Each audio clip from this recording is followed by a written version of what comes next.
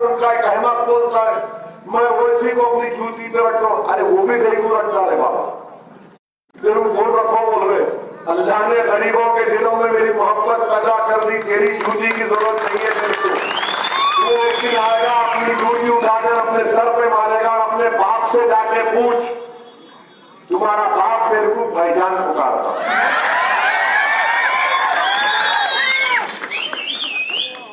अब इतना ही बोला हूं, बहुत बोल सकता हूं, खाली चुमकी लिया तो अब रात भर नहीं आएंगे सुने तो। इस बात से हैदराबाद के हैदराबादियों से बोलते खुजाना नहीं, खुजाए तो खुजली खुजाने वाले को जाते। हमको बोल रहे अरे हैदराबाद में तुम क्या करे बताओ ना, कौन सा फ्लाईओवर में स्ट्राइक करेंगे हैदराबाद पुराने शहर में। सर्जिकल स्ट्राइक एक फौज दूसरे मुल्क की फौज पर करती है। ये पहला वजीर आजम है जो अपने ही मुल्क के शहरियों को पाकिस्तानी रोहिंग्या अफगानी कह रहा है। शर्म से टूट पड़ना चाहिए बीजेपी को कि बल्दिया के इलेक्शन के लिए आप पुराने शहर की आवाम की तौहीन कर रहे हैं। यहाँ पर हिंदू भाई भी रहते हैं, यहाँ पर दलित भाई, यहाँ पर बैकवर्ड क्लास के लोग, यहाँ पर मुसलमान, यहाँ पर सिख, यहाँ पर ईसाई भी रहते, और आप ये कह रहे कि यहाँ पर पाकिस्तानी है, रोहिंग्या है, अफगानी है। अगर है तो बताओ ना, अगर है तो तुम्हारी गलती है। कानून यह है कि अगर दिल्ली की सरकार हैदराबाद के अवाम को पैसा दे दी तो 10,000 की जगह उनको 80,000 से 1 लाख रुपया मिलता था, मगर मोदी ने 1 पैसा नहीं दिया। आज आकर वही हिंदू मुस्लिम, वही पाकिस्तानी, वही अफगानी असद उद्दीन ओवैसी को जिना बोलते। अरे क्या जिना से इतनी मोहब्बत क्यों है भाई? क्या कोई पुराना रिश्ता है आपका उनसे? क्या कोई ऊपर को आश्री करे थे? क्या वो गुस्सा हमारे पे क्यों निकाल रहे आप? इनको तकलीफ यही हो गई। आखिर क्या तकलीफ है? कौन सी बात है? इन्हों जीना है। अरे बाबू अगर मैं बोलना शुरू करूं ना तो फिर याद रखो तुम बहुत परेशान हो जाओगे। और हैदराबाद की पुलिस तो केस बुक करने में माहिर है। एक एमपी को जीना बोल रहे तो आप मुंह नहीं खोलेंगे। जिसने भारत के आईन के ऊपर हल्फ उठाया अल्लाह के नाम पर, उसको जीना बोल रहे। अगर मैं मोदी को अगर अल्काबाद से नवाज दूं यहां पर तो सुबह तक आपकी नींद हराम हो जाएगी, पेचिश हो जाएगी पेट में। कितने नाम बोल सकता हूं मालूम आपको? जबान बहुत तेज है। हमको ले जाके जीना से अच्छा एक दिन का ये पानी की लाइन को क्या दिए? कुछ नहीं, खाली हैदराबाद से उतरते कि हैदराबाद का नाम बदल देते। अरे तुम्हारी नस्लें खत्म हो जाएंगी, हैदराबाद का नाम हैदराबाद रहेगा इंशाअल्लाह। और आपको हैदराबाद के आवाम को मैं पैगाम दे रहा हूं, ये इलेक्शन यकीनन कई उसूलों पर कई इश्यूज पर होगा।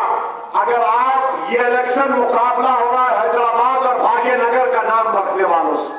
अगर आप हैदराबाद को हैदराबाद रखना चाहते हैं तो आप मंजलिस के निशान पतन पर मोहर लगाइए और इंशाअल्लाह ताला अल्लाह हैदराबाद को ही कामयाब करेगा।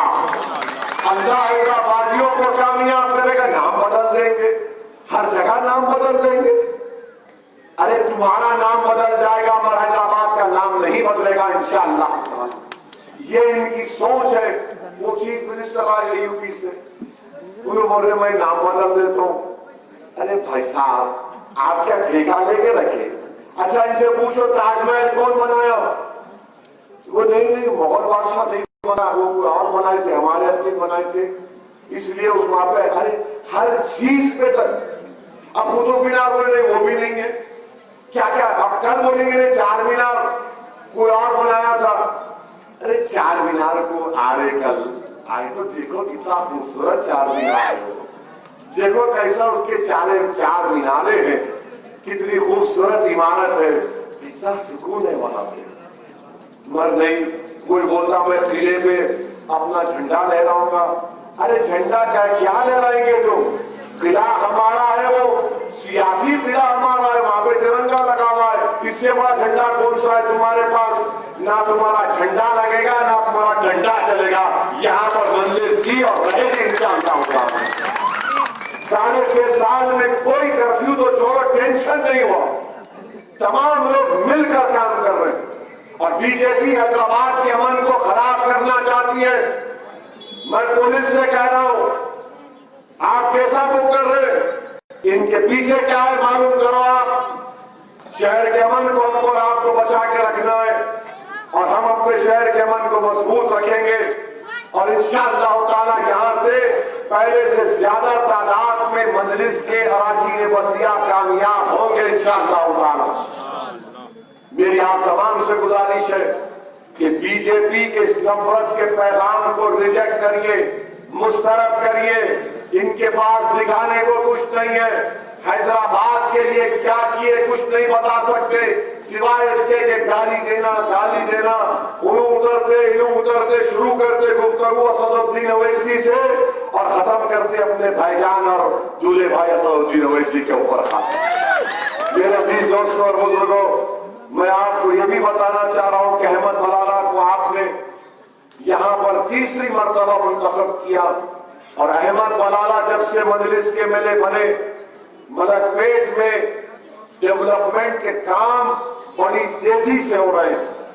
अहमद मलाला और मजलिस इत्तेहाद मुस्लिमीन ने यहाँ पर सबको साथ लेकर काम कर रहे हैं, किसी को छोड़ नहीं रहे, सबको खरीद करके सबका साथ लेकर हर एक की जो काम है, उनके तरक्की के काम है, महलों में काम करवाए जा रहे हैं।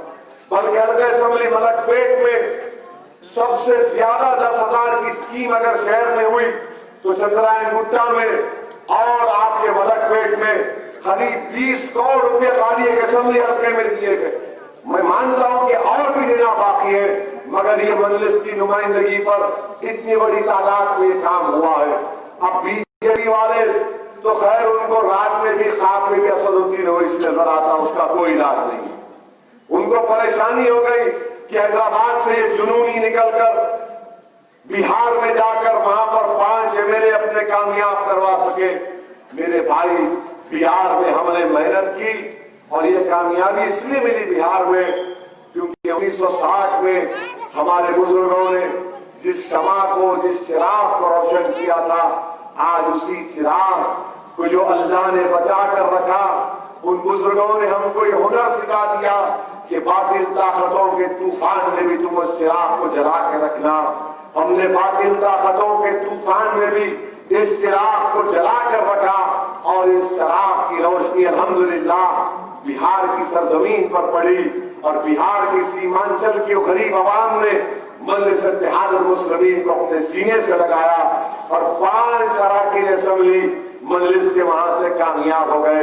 मेरे अजीज दोस्तों और बुजुर्गों, इस कामयाबी के सिलसिले को हमको और आपको जारी और सारी रखना है। पहले से ज्यादा तादाद में मेरी आपसे गुजारिश है कि अपने वोट का इस्तेमाल करिए। मैं तमाम से अपील कर रहा हूं, हमारे हिंदू भाइयों से, हमारे मुसलमान भाइयों से, दलित भाइयों से, बैकवर्ड क्लास के हमारी खवातीन से कि आप सब मिलकर आइए और मजलिस को सपोर्ट करिए। मजलिस